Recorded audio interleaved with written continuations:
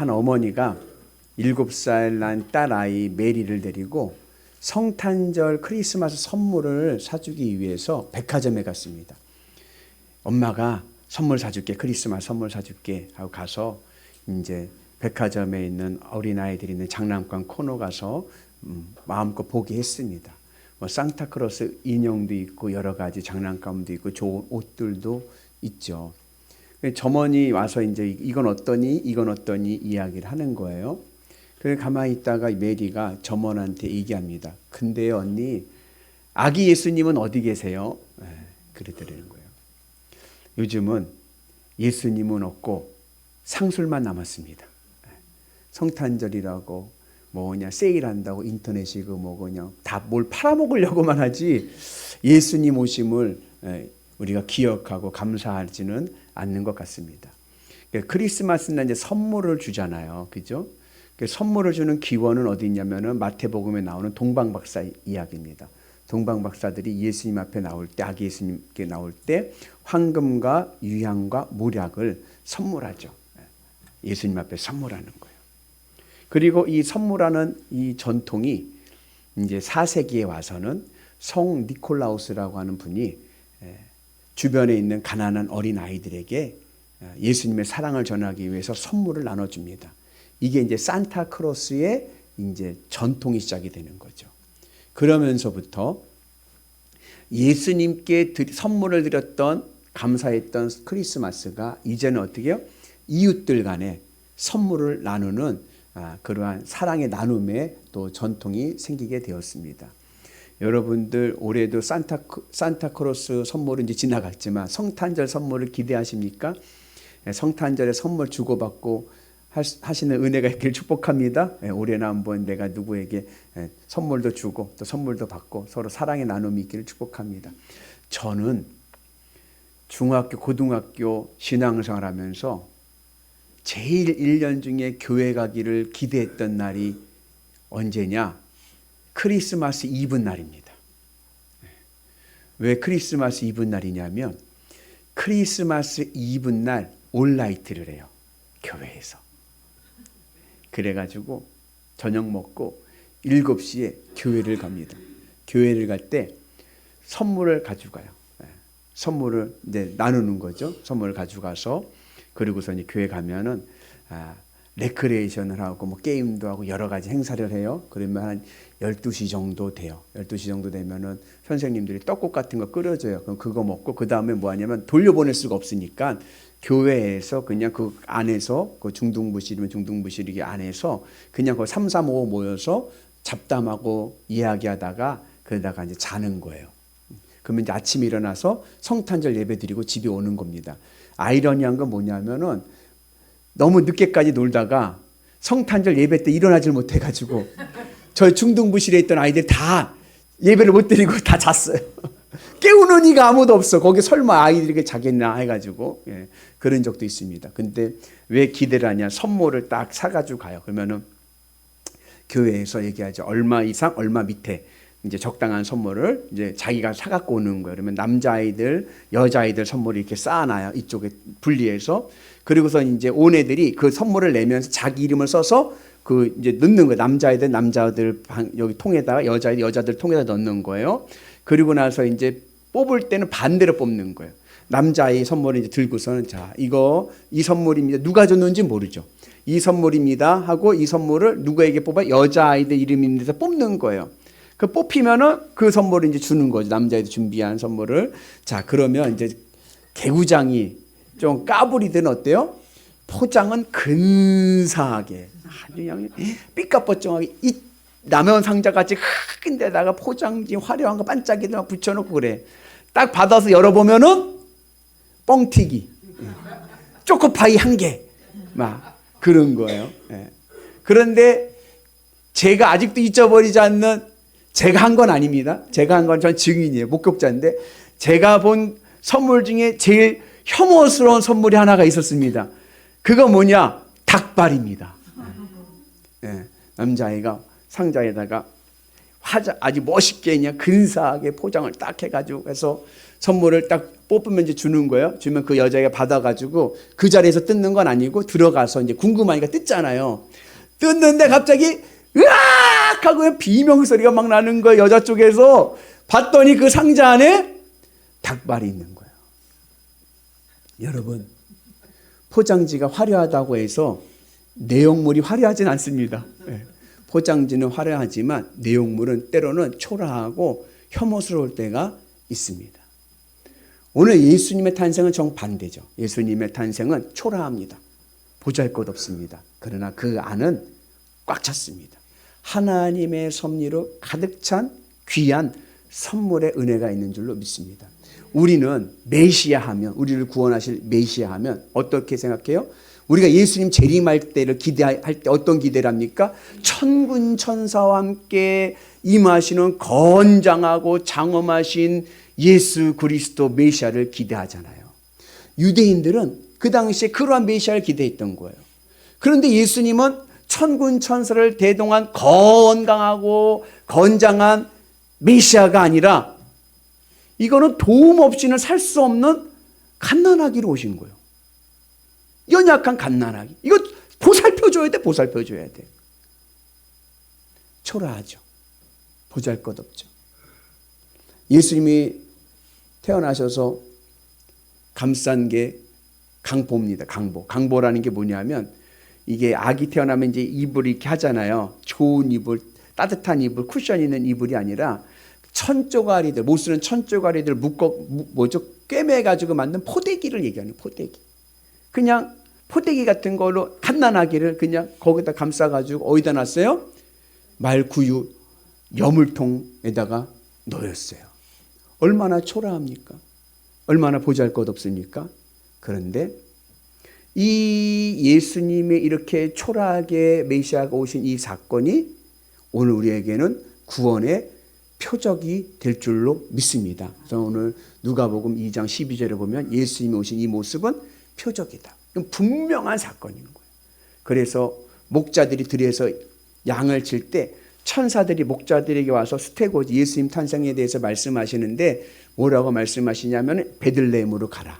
거기에 마구간에 구유에 강보에 쌓인 아기가 있는데 그가 바로 메시아다. 그러니 여러분, 이 목자들은 고민할 필요가 없어. 왜냐하면 예수님이 어디 병원에 산부인과에 태어났으면 아기들이 너무 많아가지고 누가 메시아인가 이렇게 볼 텐데 마구간에 태어나서 마구간에서 말구유에 놓여있는 아이는 한 명밖에 없어. 척하면 자기입니다. 가서 어디 마구간에서 아기 난 집이 없습니까? 물어보면 금방 나오는 거예요. 시골이니까. 여러분, 예수님께서 오늘 우리에게 구원의 은혜가 있는 메시아가 되는 줄로 믿습니다. 그래서 이 예수님이 이 땅에 오셔서 탄생하신 이 사건은 명확한 분명한 표적이 되는 거예요. 오늘 우리를 하늘 천국으로 인도하실 구세주는 예수님밖에 없는 줄로 믿습니다. 다른 이는 전혀 없습니다. 길이요 진리요 생명이신 예수님만이 내 인생의 정답일 줄로 믿습니다. 그래서 예수님은 초라한 모습으로 어느 누구도 흉내낼 수 없는 그러한 모습으로 이 땅에 오셨습니다. 그래서 보기에는 초라해 보이고 보잘것없지만 그러나 그 안에는 하나님의 섭리로 꽉 차서 우리에게 구원의 선물을 주시는 줄로 믿습니다. 인간적인 생각에서 보세요. 만왕의 왕 구세주가 오셔요. 그러면 어디로 오셔야 돼요? 인간적인 생각에서 보면 왕궁으로 오셔야죠. 그래서 동방 박사들이 동방에서 뭘 봤냐면 유대의 왕을 나타내는 별을 봤어요. 아, 유대에 훌륭한 왕이 태어났구나. 그리고 그 별을 보고 팔레스타인 가나안 땅까지 유대 땅까지 온 거예요. 오다가 그만 그 별을 놓쳤어. 놓치니까 동방 박사들이 어떻게 하죠? 유대의 왕을 우리가 경배하려고 왔는데 그 별이 안 보이네? 어떡하지? 할 때에 상식적인 생각이 뭐예요? 야, 왕이잖아. 왕이니까 왕궁에서 태어났을 거야. 그래서 헤롯 왕이 있는 왕궁으로 찾아갑니다. 그리고 여기 혹시 아기가 태어나지 않았습니까? 왕이 태어나지 않았습니까? 라고 묻습니다. 이게 인간적인 생각이죠. 그러나 예수님은 왕궁이 아니라 마국간으로 오셨습니다. 왜요? 하나님, 예수님께서는 이 땅의 왕으로 오신 것이 아니라 하늘 천국의 왕으로 오셨기 때문에 그렇습니다. 하늘 천국은 이 땅의 가치로는 통용이 되질 않는 거예요. 이 땅에 있는 가치로서, 이 땅에 있는 섭리로서 통용되는 것이 아니라 하나님 나라 가치로 세워지는 것인 줄로 믿습니다. 그래서 오늘 우리가 주님의 은혜 안에서 예수님과 같이 초라한 자지만 내가 예수님을 믿으면 우리는 다 구원받고 하늘 백성 될 줄로 믿습니다. 그래서 구원받을 이의 자격이 커트라인이 어디냐? 예수님 믿고 구원받을 수 있는 자격이 필요해요. 커트라인은 뭐냐? 마국간 이상이면 됩니다. 내가 태어난 곳이 말똥이 가득한 마국간 이상이면 됩니다. 여러분, 마국간 하니까 요즘 시대 마국간 생각하면 안 돼요. 요즘은요, 청소도 잘 되고 위생 상태가 좋지만 옛날에 마국간 어때요? 똥 받친 거예요. 말똥 받친 거예요. 제가 일부 예배 때 물어봤어요. 몇 분 안 되시니까 어디서 태어나셨어요? 그랬더니 거의 다 집에서 태어나셨어요. 그래서 제가 그랬어요. 다 합격입니다. 그랬어요. 왜냐하면 똥밭에서 태어나지만 않으면, 아니 똥밭까지 태어난 거 거기서부터 커트라인이니까 그 이상에서 태어나면은 다 구원받습니다. 예수님만 믿기만 하면. 제가 이제 영암에서 목회할 때 어느 집사님이 그런 말 하더라고요. 저는요 밭에서 태어났는데요 그래요. 엄마가 일하다가 난 거예요. 괜찮습니다. 밭에서 태어나도 커트라인 이상이니까 합격입니다. 누구든지 예수님만 믿기만 하면 구원받을 줄로 믿습니다. 그래서 예수님 우리에게 구원의 커트라인을 제시해 주시는 거예요. 누구든지 믿기만 하면 구원받는다.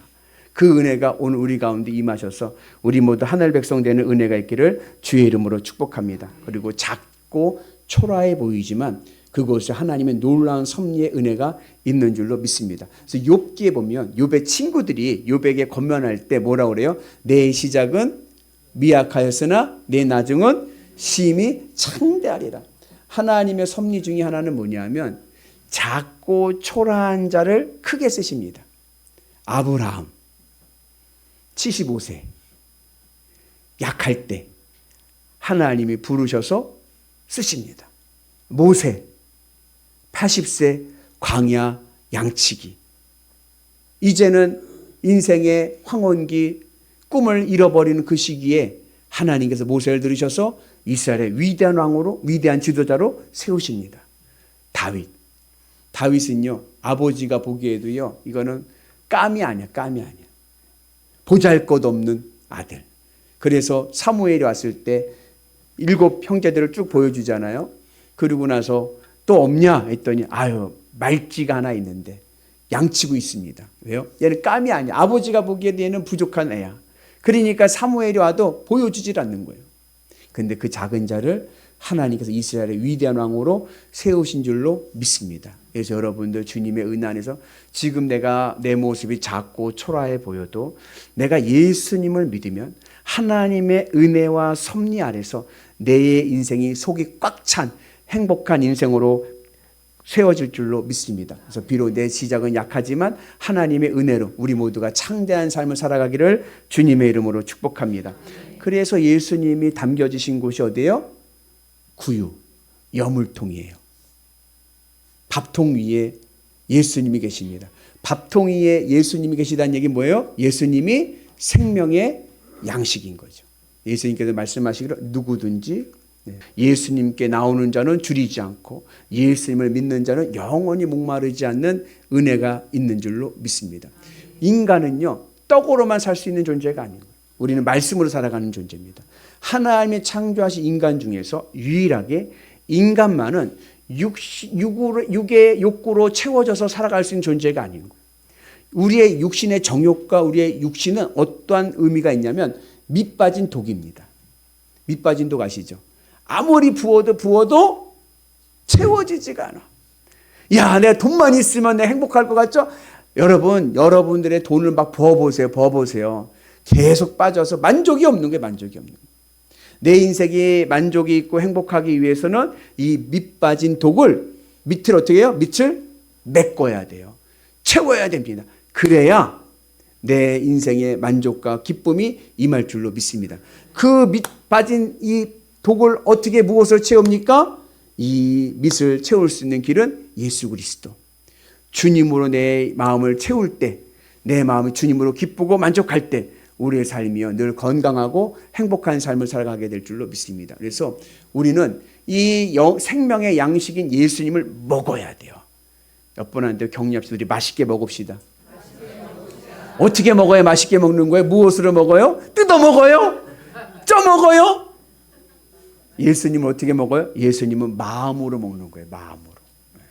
예수님을 뜯어 드시려고 하지 마시고 마음에 영접하셔서 마음으로 내 마음을 예수님을 채워서 예수님으로 기쁘고 만족하는 그 믿음이 예수님을 먹는 거예요. 그러면 내 삶이 하늘의 은혜로 채워지고 하늘의 복으로 건강하고 행복한 삶을 살아가게 될 줄로 믿습니다. 그래서 예수님께서 낮고 초라한 자리로 오신 이유는 하나님의 나라 가치는 이 세상의 가치와는 전혀 다르다.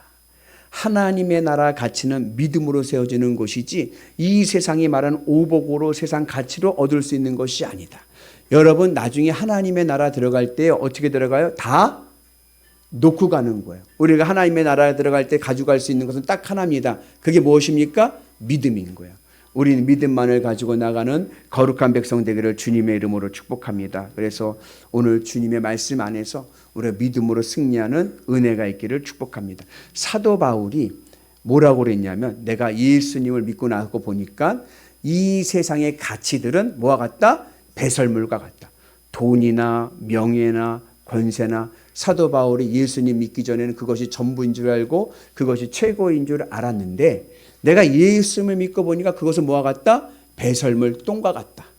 그래서 예수님이 말구유 위에 놓이신 겁니다. 왜요? 말구유 밑에는 뭐가 가득해요? 말똥이 가득하거든. 그러니까는 가치로 보면 천국 하나님 나라 가치로 보면 이 세상에 있는 세상 가치들이 대단해 보이지만 그러나 뭐요? 예수님 말구유 밑인 거예요. 아무리 그것이 귀해 보여도요 예수님보다 귀한 것은 없습니다. 그래서 여러분들 늘 주님의 은 안에서 내 안에 예수님이 가장 귀한 분으로 믿음으로 세워질 때 우리의 삶이 하늘의 은혜로 복되고 아름다운 삶을 살아가게 될 줄로 믿습니다. 그래서 하나님의 능력이 임하고 하늘의 복을 누리게 될 줄로 믿습니다. 역사적으로 보면 예수님께서 어디서 태어나셨어요? 베들레헴. 원래 육의 아버지인 요셉과 마리아의 고향 살던 곳은 어디냐면은 나사렛입니다. 나사렛에서 베들레헴까지는 대략 145km 정도 돼요. 여기서 대전거리입니다. 여러분 마리아가 지금 어떻게 됐어요? 만삭이에요. 만삭인데 여기서부터 대전까지 걸어가야 돼요. 가시겠습니까? 만삭의 몸으로? 가시겠어요? 자신이 없죠. 그런데 왜 가야 돼요? 로마 황제의 명령이기 때문에 그런 거예요. 로마 황제가 호적 조사를 하게 되는 거예요. 인구 조사를 하는 거예요. 왜요? 왜 인구 조사를 그때 했을까요? 세금을 걷기 위해서인 거예요. 사람들을 잘 카운팅해 가지고 해야 세금을 잘 거둘 수가 있습니다. 그리고 할 때의 원칙이 뭐예요? 고향에 가서 본족지에 가서 인구를 조사하게끔 한 거예요.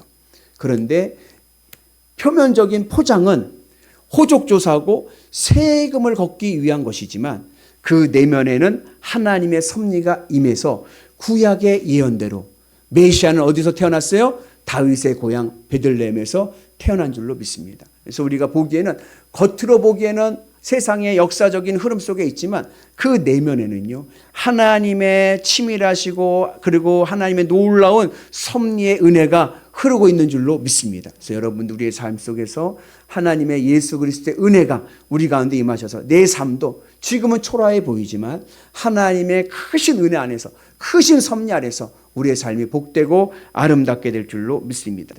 그래서 여러분 예수님이 이 땅에 오신 사건을 비유하면 뭐와 같냐? 주사와 같습니다. 주사. 병원에서 주사 맞아보셨나요? 병원에 주사를 맞아. 하나님의 나라 가치를 하늘 천국을 이 땅으로 심으시는 거예요. 주사 맞을 때 어떻게 맞아요? 간호사가 어떻게 주사 놔요?